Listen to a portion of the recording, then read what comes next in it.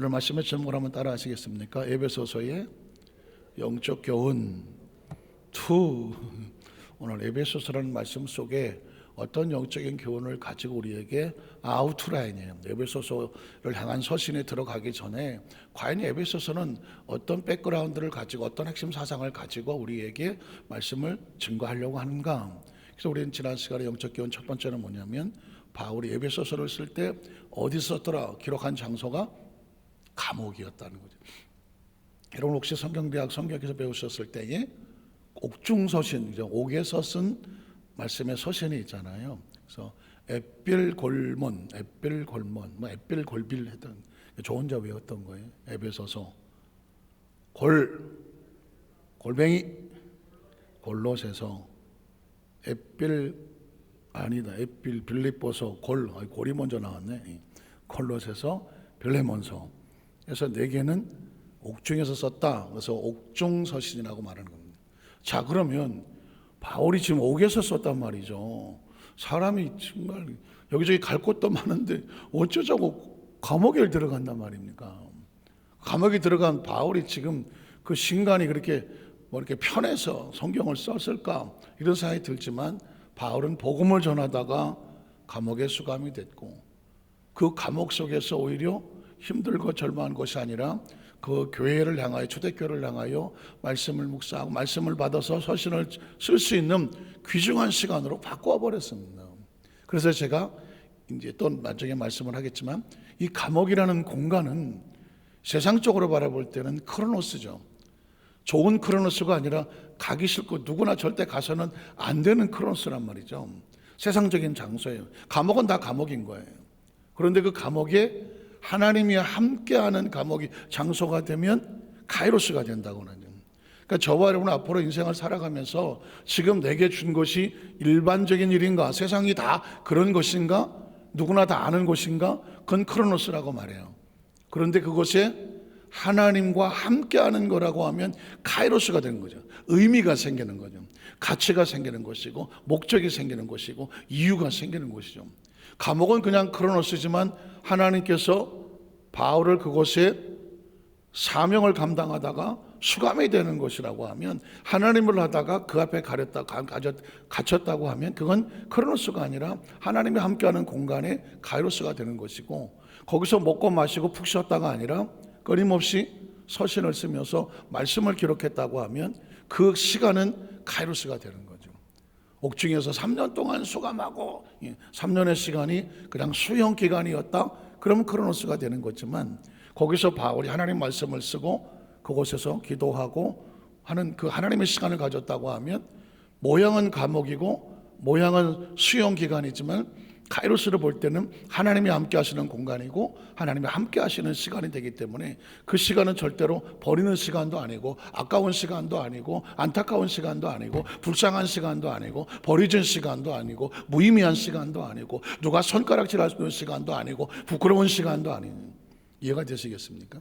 그렇게 삶을 살아가는 삶은요 인생을 얼마나 살아가든지 하나님 안에서는 가장 소중하고 귀한 시간이 될 수밖에 없고 에베소서란 바로 바울이 감옥 속에서도 처절한 절망과 좌절하지 아니하고 오히려 그 시간 하나님과 함께했다. 그래서 여러분 지난주에 제가 불 속에라도 들어가서 찬양을 함께 불렀지 않습니까?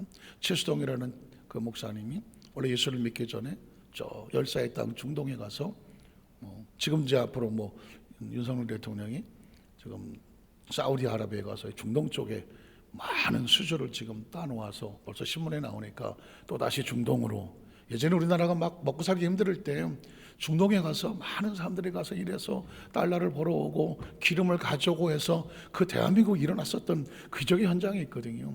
그 기적이 다시 한번 하나님께서 다 경제가 어렵다는 이때에 사우디는 참 돈이 넘치는 곳이거든요. 사우디 왕자라는 사람이 이름이 불가능이 없다는 사람이 파서블맨이에요.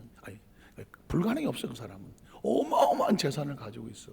그 사우디의 네온시티라고 해갖고 상상이 안 돼. 사막에 아주 최첨단 최고의 시티를 만들려고 하는데 필요한 모든 건설, 전자, IT, 기술 이 모든 것들이 머리는 누가 제일 좋으냐? 대한민국 사람이 제일 좋거든. 네, 그렇게 해서 우리나라한테 맡겨서 해서 그곳에 엄청난 인력이 가서 달러든 기름이든 그것을 가져오면 대한민국이 다시 한번 부흥할 수 있는 기회가 되어지는 거거든요.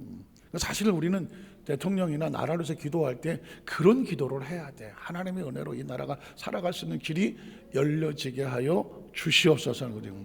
그 시대에 이채성분이 그 공사하다가 그만 이 포커렌의 두 다리가 잘리는데, 크로노스로 보면 이런 비참한 인간이 어디 있어? 사라에 가서 열사의 땅에 가서 두 다리가 잘렸어. 급히 한국으로 공수를 하고 두 다리를 잃었어. 어떻게 살아? 그렇잖아요. 그런데 오히려 거기서 하나님을 만나는, 우당탕탕 하는 소리는 무슨 소리일까요? 4층에서 누군가 일하고 있다는. 저 사람들이 그냥 하면 공사판이 시끄러운데 예배 드리는데, 그런데 저 사람들은 성전을 짓고 있기 때문에 저기는 크로노스가 아니라 카이로스다. 그냥 공사 일하는 사람이 아니라 하나님의 일을 하는 사람이니까 그냥 여러분이 잘 그냥 들어두시면 됩니다. 그 상황 가운데 그 처절한 상황을 은혜의 시간으로 바꾸고 하나님을 만나고 경험하고 체험하고 복음을 전하는 그런 삶이 됐다고 하면 그 인생은 두 다리가 아깝지 않은 거죠. 절대 두 다리를 잃으면 안 되겠지만, 그러나 두 다리를 잃고 하나님을 만났고, 두 다리를 잃고 하나님의 시간 속에 들어왔고 공간 속에 들어왔고 하나님의 일을 하는 사람이 됐고, 그 사람이 가는 곳마다 영혼을 건져내는 가스펠스 복음의 선교사가 됐다고 하면 그 인생은 절대로 실패한 인생이 아니다. 이해가십니까? 그러니까 저와 여러분을 그런 관점에서 해석을 해내셔야 신앙에 당당함이 있고 의미가 있고 가치가 있고, 가을인가 봐, 아유, 낙엽 봐, 그럴 필요 없어. 내 나이가 몇이냐 이야기 그럴 필요 없어. 인생은 존재 자체로 하나님 앞에 소중하지 않은 시간이 없고 하나님 앞에서 귀하지 않은 존재가 없다는 겁니다. 그래서 에베소의 또 하나의 영적 교훈은 뭐예요? 바울이 극진히 사랑했던 그 교회 중에 하나가 바로 에베소 교회예요. 왜 에베소 교회를 극진히 사랑했을까? 자식은 내리 사랑이라. 그리고 가장 힘들고 어려운 그 자식의 부모의 마음이 더 가진다고 하지 않습니까? 전 하나밖에 없어서 몰라. 그냥 그놈이야 그냥. 근데 자식이 많으신 분들은 보면 제일 막내 또 어렵게 그거 더 정의가 안 했겠습니다. 에베소 교회에 바울이 그냥 그 첫 정과 첫사랑 같은 것을 다 쏟았던 사람이에요. 그래서 여러분에게 질문하고 싶어요. 여러분은 지금 여러분의 마음과 열정과 헌신을 하나님이 어떤 부분에 쏟고 있는지 묻고 싶어요. 하나님 앞에. 적어도 우리가 지금 난 하나님 앞에서 내가 이런 부분에 대해서 내가 잃어버린 한 영혼을 건져내기 위해서, 내 정말 없는 돈에 빵 사주고 커피 사줘가면서 그 영혼을 건져내기 위해서 내 심령을 쏟고 있다. 아니면 내게 맡겨진 사명을 위해서 내가 할 수 있는 것을 심령을 다 쏟고 있다. 여러분의 구역에서 지역에서 기관에서 어떤 모습이든지 하나님과 어떤 모습의 그런 아름다운 뜨거운 사랑을 하고 계시는가, 그걸 한번 묻고 싶은 거예요. 왜? 그 사랑을 하고 있는 사람은 얼굴에 빛이 나는 거거든요. 그 사랑을 하고 있는 사람은 그게 늘 은혜인 것이거든요. 그 사랑을 하고 있는 사람은 그게 동력이 되는 거거든요. 힘이 되는 것이거든요. 허전하지 않는 거거든요. 서운하지 않는 거거든요. 사랑하는 사람은요 서운하지 않아요. 사랑하는 사람은요 누가 뭐라 그래도 전혀 그거에 개의하지 않아요. 여러분, 기침하고 사랑은 감출 수 있다 없다? 감출 수 없다. 기침은 내가 아무리 감추려도 이거 감춰지는 게 왜? 이건 생리적인 자기가 하는 게 아니잖아요. 제가 하려니까 좀 어색하잖아요. 그죠? 이게 안 되는 거거든. 기침은 못 감추는 거고 사랑도 못 감춥니다. 나는 짝사랑을 해봤다. 정말 우리 교회 성도들은 참 내가 그냥 지나간 사생활도 다 내가 추적을 해야 돼. 이 짝사랑을 해보면 어때요? 그 사람이 가까이 오기만 해도 몰라. 그 사람은 내가 사랑한지도 몰라. 근데도 왠지 가슴이 막 두근거려. 그리고 눈동자가 커지고, 그리고 괜히 그 앞에 가서 왠지 좀 나 좀 봐달라 하시고, 혹시나. 그래서 그 사람이 필요한 거는 어떻게 하냐? 영화를 많이 봐갖고 제가 이제 영화를 많이 보고 노래 중에도 왜 그런지 가슴이 두근거려요. 짝사랑하는 노래가 있어요. 우리 교회 성도라마 짝사랑 해봤냐? 몰라요. 연애 결혼했냐? 몰라요.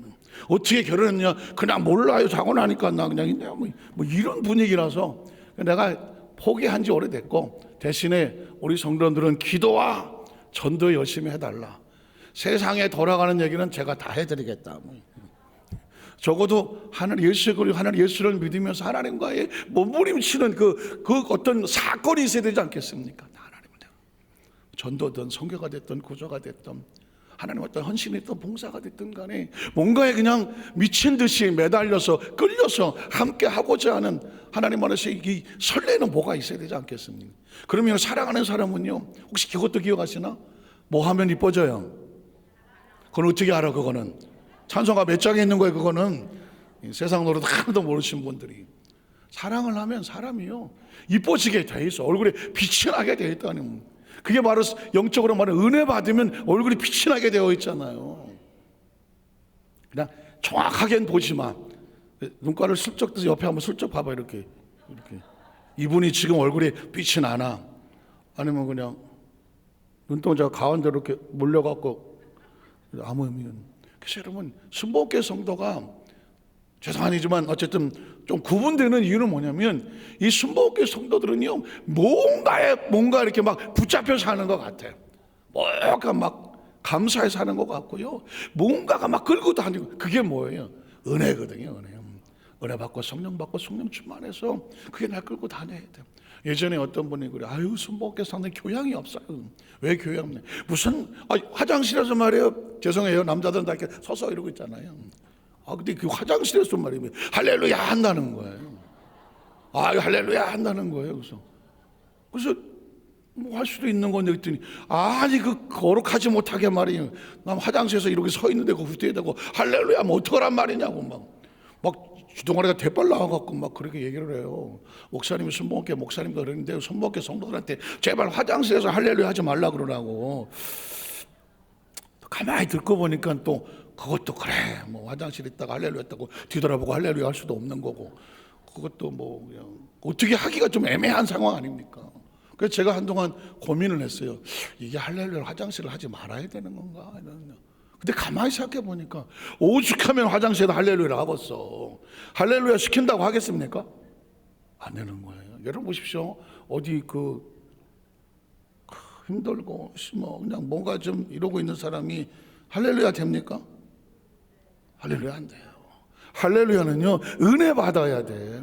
내가 막 충만하고 어떻게 내가 뭔가를 정말 한 영혼이라도 건져내고 크리스찬을 만나니까 너무 기쁘고 감사해서 할렐루야가 나오는 거지, 누가 시킨다고 나오냐고. 안 나와요.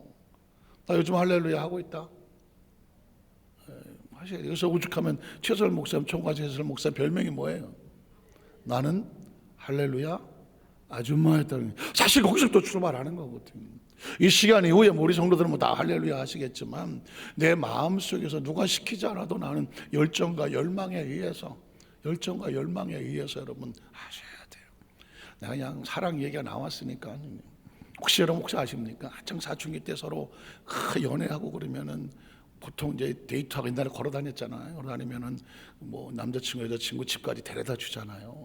뭐 1시간쯤 걸어 데려다 줘. 그 시간이 어떨까? 뭘 알아야지. 그 시간은 하여튼 간에 1시간 걸어가는데도 한 5분 10분 걸은 것 같아. 꿈같이 지나가요. 그냥 여러분은 잘 모르니까 그냥 느껴. 그러면 이제 들어가. 그러면 먼저 가요. 들어가라니까. 들어가는 거 보고 갈게. 아니에요, 가세요. 그럼 또 이제 돌아서려고 그러면 뭐라 그래요? 또 여자분이 그래요. 제가 저기까지 바래다 드릴게요. 아니야, 들어가. 그래. 바래다 드릴게요. 그러면 그래. 그래갖고 남자친구 집까지 와. 한 번 왔다 간 거야. 그리고 어떻게? 다시 데려다 줘야지. 어떻게 여기까지 와? 다시 데려다 줄게. 가. 그럼 가. 밤하늘이 너무 이뻐요. 저 별은 당신 별, 우리 별 같아요. 뭐 이런 가. 여자친구 집까지 와서 들어가. 먼저 가세요. 어떻게 힘들어갖고. 제가 여기까지 바래다 드릴게요. 왔다 갔다 5번 해. 날 새는 거예요. 그래, 왜 이러는 걸까요? 평상시 그 1시간짜리 그 5번 왔다 갔다 하러 다리 아파 죽겠다고 난리를 치고 앉았지. 왜 그럴까요?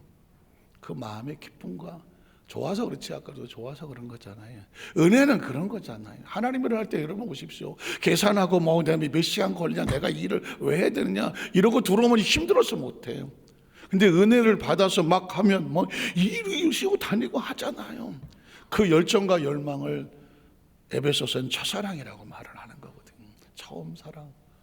난 첫사랑이 있다 물어보는 내가 바보예요. 이런 거는 맞아요. 그래서 말씀을 듣고 신앙 예배를 드리면서 내 안에 설렘이 있어야 돼. 설렘. 전 여리수 만삭교회 성도들이 설렘이 있고 저의 가장 최고의 소원은 나이에 상관없이 뭐 8, 90 뭐 어쩌고 되더라도 하나님 안에서 설렘을 놓치지 않는 거. 설렘을 잃어버리면 삶의 의욕은 없어요. 설렘. 교회 간다. 설렘. 내가 하나님을 뭐 하나님 찬양한다. 설렘. 내가 하나님 일을 하는데 내가 어떤 데 함께 한다. 그 설렘. 설렘에 끌려 사는 사람은 시간 가는 줄 모릅니다. 설렘이 없는 사람은 지루해서 못 살아요. 저는 우리 여도수 만삭교회 성도들이 매일매일 하나님 안에서는 이 설렘으로. 설렘은 아시나? 설렘은 아시네. 그럼 몰래 사랑을. 자, 우리 첫 번째 에베소의 핵심 사상을 한번 보겠습니다. 에베소서는 도대체 무슨 얘기를 하려고 하는데 사실은 좀 중요한 단어가 하나가 나와요. 에베소 1장 10절에 보면 이런 단어가 나옵니다. 하늘에 있는 것. 사실 하늘에 있는다는 얘기는 공중에 있는 별이 이런 얘기가 하는 게 아니라 하늘은 하나님의 나라예요. 제가 그런 얘기를 하잖아요. 성경은 3차원과 4차원이 이게 섞여서 나오기 때문에 이 3차원과 4차원의 이 디멘전이라고 하는 차원을 모르면 하늘이면 공중인 줄 알아. 땅이면 땅바닥인 줄 안다고. 왜? 이 3차원의 우주 안에서 하늘 보면 이 위에를 하늘이라고 그러고 밑을 땅이라고 말하잖아요. 그런데 성경은 이 인간의 세계와 하나님의 세계가 짬뽕이 믹사가 되어 있는 글이에요. 이게 크리스천은 제가 이런 얘기하죠. 3+4다. 육체를 가지고 지구에 존재하지만 우리 영혼은 어디에 소속되어 있다? 하나님의 나라에 소속이 되어 있다. 바울의 고백처럼 나의 시민권은 하늘에 있다고 하잖아요. 그런 것처럼 그러니까 성경 속의 3차원과 4차원을 구분할 수 있어야 되는 거죠. 그래서 하늘에 있는 것이면 하나님의 나라, 우리가 천국에 대한 이야기고 땅에 있는 것이라고 한다면 이 땅에 존재한 이 세상 3차원의 세계를 말하는 것입니다. 그러니 이 하늘에 있는 하나님의 차원과 이 땅에 있는 것이나 다 그리스도 안에서 뭐가 되게 하려고 하는 거예요. 통일이 되게. 통일교가 여기서 나왔나 그런 생각이 들더라고요. 여기서 통일이라는 단어가 나오는데 통일은 뭐예요? 하나가 된다는. 그러니까 통일이라는 단어를 또 다른 거 연합한다, 공동체다, 그죠? 함께한다, 연결된다. 사실은 하나다. 남북한을 왜 통일하자 그래? 통일하면 몇 개가 됩니까? 하나가 되잖아요. 지금은 몇 개예요? 지금은 2개잖아요. 통일하면 하나가 되잖아요. 하나님의 차원과 4차원과 3차원을 차원으로 따지면 2개잖아요. 근데 그리스도 예수 안에서 이 4차원과 3차원이 하나가 됩니다. 왜 하나가 될까요? 예수를 믿으면 3차원과 4차원이 분리되지가 않아요. 제가 성육신 설명할 때마다 그런 얘기 하잖아요. 성육신은 말씀이 육신이 되어 하잖아요. 말씀은 하나님의 차원이고요. 4차원이에요. 이거는 창조의 신이거든요. 그 육신은 육체잖아요. 육체지. 3차원이잖아요. 말씀이 육신이 됐다는 얘기는 4차원이 3차원에 들어와서 하나가 되어져서 이 땅에서도 예수를 통하여 하늘을 알게 되는 거거든요. 예수를 믿으면 뭐가 달라지냐면 하늘을 알게 되고 하나님 아버지를 알게 되고 지구 밖에 4차원의 하나님의 나라를 알게 되고 천국이라는 단어는 다른 단어가 아니라 육신을 벗고 우리 영혼이 하나님의 나라를 우리가 갈 나라를 알게 되는 거고 사실을 예수 믿기 전에는 영혼이라는 단어는 불가사의한 존재고 잘 알 수도 없는 불확실한 존재고 예수 안 믿는 사람이 자기 영혼에 대해서 관심 있는 사람 보았습니까? 별 관심이 없어요. 왜? 보이지도 않고 들리지도 않고 잡히지도 않는데 영혼의 이야기를 하면 막연한 이야기지만 예수를 믿고 나면 가장 소중한 단어가 뭘까? 영혼이라는 단어죠. 그 영혼은 영생을 가는 길이기 때문에 육체는 영생을 가지 않아요. 그러나 영혼은 영생을 가거든요. 그렇기 때문에 우리에게 가장 중요한 건 영혼인데 영혼이 뭐야 이거? 어디서 온 거야 영혼이? 성경을 열어야만 하나님이 생기를 우리 속에 부어주셔서 그 영혼을 우리 속에 부어주셔서 비로소 우리가 육체를 가지고 있지만 살아있는 living spirit, 생명이 되었다는 거예요. 살아있는 영이 되었다. 그래서 영적인 존재라는 사실을 알게 되는데, 예수를 믿기 전에는 영이 죽어서 3차원에 소속되어 있는 흙덩어리에 불과한데, 예수로 말미암아 하나님의 나라와 육체가 뭐가 돼? 서로 연결되어 하나가 되게 하는 것이다. 이 땅에 존재하지만 하늘을 품으시는, 육신은 아버지를 육신의 아버지라고 그러지만 우리 영혼은 누구를 아버지라 그래요? 하나님을 아버지라고 하죠. 그래서 우리가 하나가 되어진, 여기서 굉장히 중요한 것 중에 또 하나가 나오겠지만, 여러분 보십시오. 물고기가 물속에 한 100마리가 있어요. 그 100마리는 다 물속에 있어요. 그 물을 먹고 같이 살고 있어요. 그러니까 100마리지만 그 물로 보면 하나와 같은 거예요. 100마리가 다 물을 먹어야 살아요. 그런데 만에 하나 그 물이 말랐다. 그 100마리가 살까요? 죽을까요? 죽습니다. 그러니까 이 100마리는 물로 인하여 하나인 거예요. 이해가 되십니까? 물로 인하여 하나로 존재하는 거예요. 그 물이 사라지면 100마리는 다 죽어요. 물로 인하여 100마리가 개체 수는 100개지만 사실은 하나나 마찬가지예요. 하나나. 이걸 좀 제가 설명하면, 아주 옛날에 양희은이라는 가수가 작은 연못이라는 노래를 했습니다. 깊은 산, 그 숲속에 조그마한 연못이 하나 있었다. 그 연못에 물고기 2마리가 살고 있었다. 근데 어느 날 이 물고기 2마리가 서로 치고받고 싸웠다. 그래갖고 한 마리가 죽었다. 그래서 그 물이, 그 한 마리가 점점 썩어 들어가기 때문에 그 물도 썩어 들어갔다. 그 물이 썩어 들어갔더니 나머지 한 물고기도 살았다 죽었다. 그래서 그 연못에는 더 이상 물고기가 살지 못했다. 그 깊은 산 옹달 그 연못에 있는 거는 이제는 아무도 살지 않는다. 어쩌면 2마리 물고기는 이 연못 좁아. 너 안 봤으면 좋겠어. 그래서 둘이 싸웠어. 저 새끼 내가 죽여버리지. 내가 죽였어. 저 새끼 꼴로 안 보니까 나 혼자 여기서 잘 살아야지 하고 하려다가 보니까 뭐가 썩었다고요? 물이 썩었어. 그 물이 자기 생명인 줄을 몰랐어. 자기 친구 물고기를 살리는 게 내가 사는 길인 걸 모르는 거지. 저것만 때려 죽이면 내가 편안하게 살 줄 알았는데 그 물고기를 죽였더니 누가 죽어? 내가 죽어. 그러니까 지금 내가 사는 건 누구 때문에 사는 거예요? 하나님 때문에.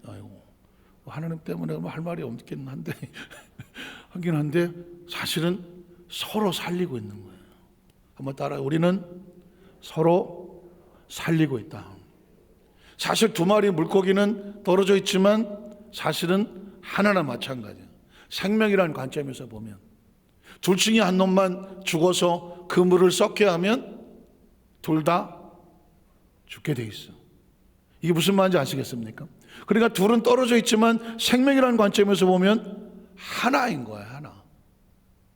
제가 여러분에게 왜 예수님께서 그 십자가 몸지고 피 흘려 죽으시며 온 인류를 구원하여 그 생명 하나님께로 돌아오게 하는 구원의 길이 되게 하셨는가? 그러면서 그분의 마지막 계명은 서로 사랑하라는 이유가 뭘까? 나 저거 나 저거 꼴 보기 싫어. 나 저거 사랑하기 싫어. 저 마음에 안 들어. 나하고 성격도 안 맞고. 참 미안한 얘기지만 너네들은 분리된 존재가 아니야. 올라가면 맨 위에 누가 남아요? 아담과 하와가 나왔죠. 성경을 아는 사람은 아담과 하와가 나와. 그럼 육체는 그렇다고 쳐. 영은 어디서 온 거예요? 아담과 하와가 준 영이 아니죠. 어디서 나온 거예요? 하나님께서 푸르마한 거잖아요. 하나님의 호흡을 주신 거잖아요. 하나님의 호흡, 생기, 숨, 영 다 같은 말이거든요. 그게 우리 영혼인 거예요. 그러면 저 꼭대기로 올라가면 영혼은 다 어디서 나온 거예요? 하나님께로부터 나온 거잖아요. 확실합니까? 아니면 아니요 하시고 가하시면 예 하시고 아니면 아니라 그래. 영은 다 올라가면 하나님으로부터 나온 거야. 그래서 하나님을 아버지라고 왜 그래? 우리가 그 속에서 나왔기 때문에 하나님을 아버지라고 그래요. 나이 차가 나면도 불구하고 너도 아버지라고 너도 아버지라고 다 하나님을 아버지라고 그래. 이유가 뭐야? 나이에 상관없이 육체 가진 영혼은 다 어디서 나왔다? 하나님으로부터 나왔어. 그러면 하나예요. 이해가시겠습니까? 그런 관점에서 통일이란 말을 쓰고 연합이란 말을 쓰고 공동체라는 말을 쓰고, 사실 온 인류에게 이거가 없으면 사실은 지구는 위험합니다. 지금 이스라엘과 하마스하고 가자 지구에서 지금 전투를 하고 지상군이 들어가서 아예 그냥 이번에 이스라엘은 작정을 한 것 같아요. 미사일을 폭탄을 쏴서 400명인가 죽었는데도 전혀 신경 안 써요.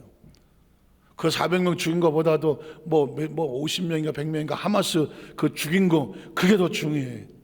이참에 그냥 하마스가 뭐고 그냥 가자 지구에 발도 못 붙이겠다고 작정했던 것 같아. 갑자기 날벼락을 맞았으니 화가 날 만도 하고, 또 그렇게 안 했다가는 이스라엘 총리나 그 정부에 있는 사람들도 이거 어떡할 거예요?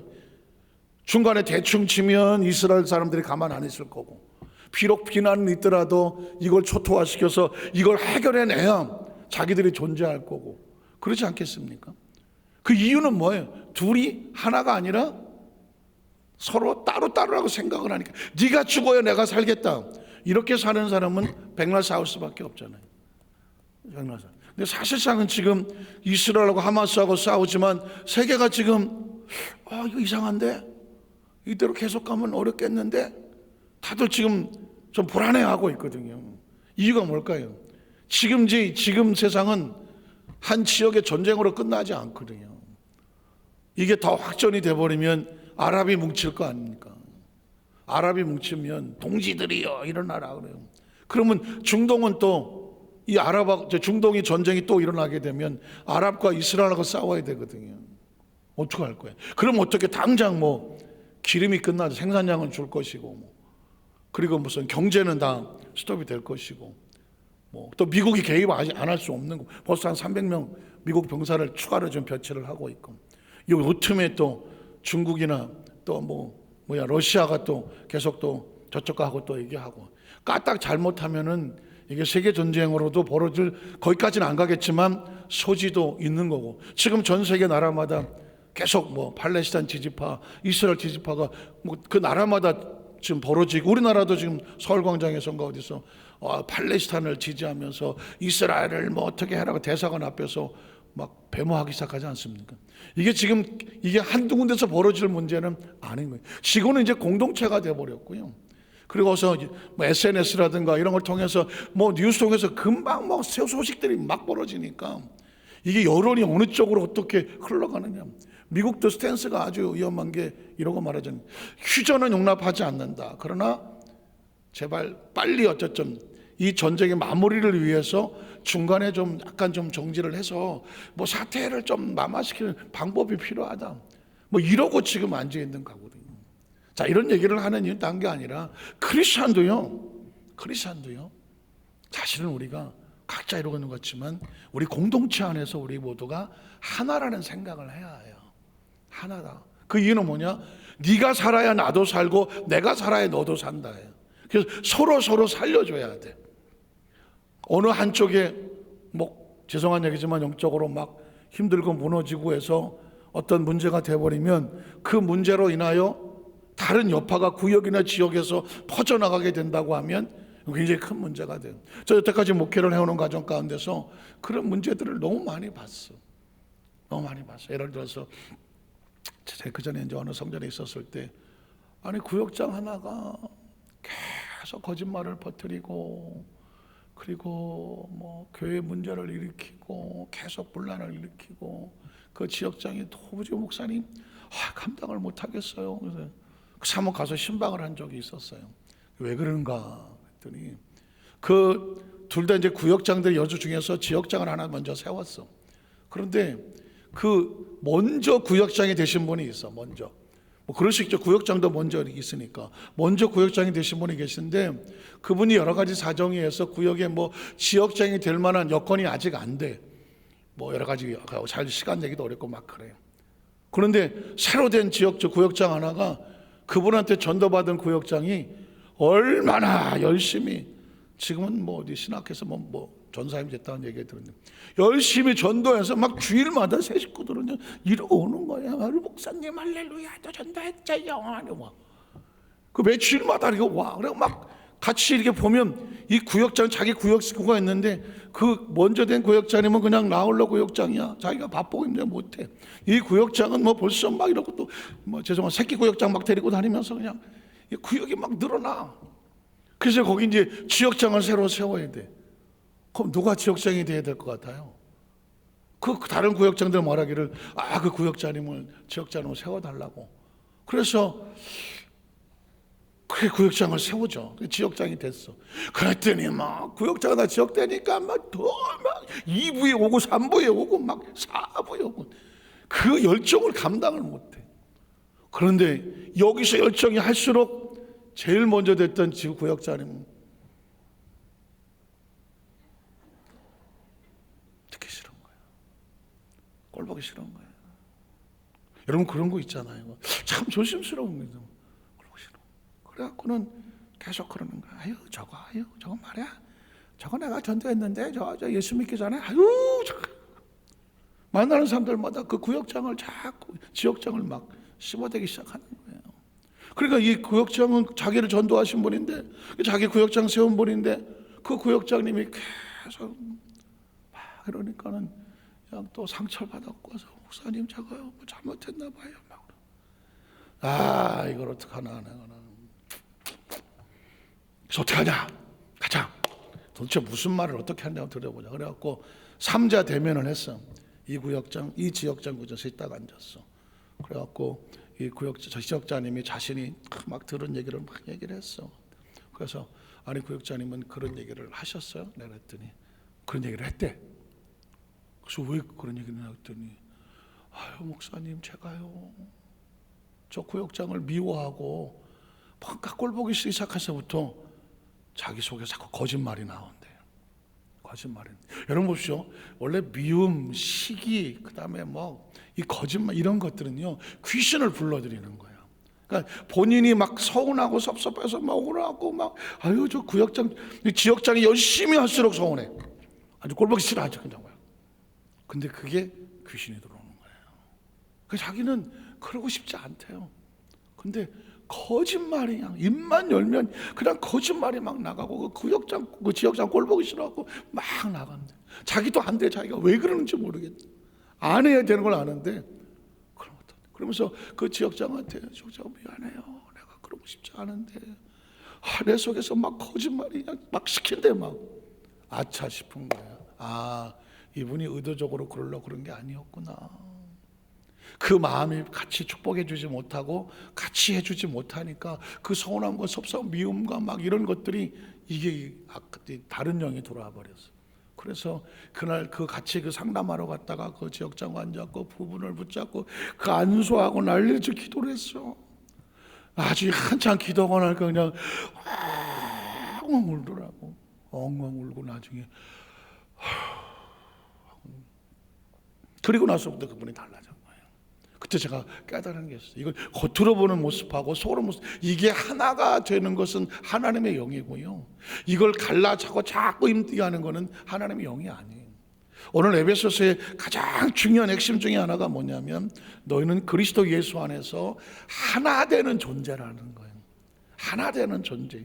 이 단어 자체가 굉장히 중요한 것은 그래서 사실은 우리가 공동체라는 의식을 가져야 돼요.